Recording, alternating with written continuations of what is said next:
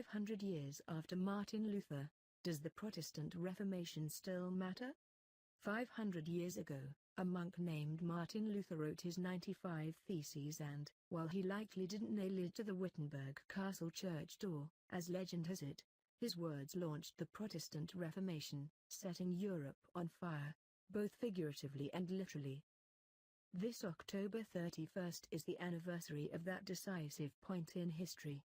For many Christians, this commemoration marks a dramatic shift, as never in history have old wounds between traditions felt closer to healing.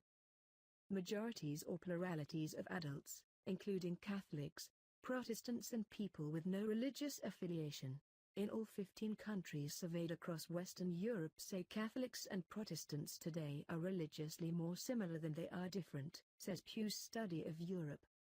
Likewise, in the US, approximately 6-10 adults, 57% of Protestants and 65% of Catholics, believe the two are more similar than different, religiously.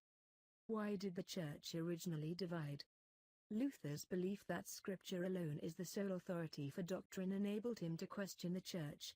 Scripture, he argued, said that Christ's death fully satisfied the penalty of sin. The Protestant mantra became, justification is by grace alone, through faith alone, because of Christ alone.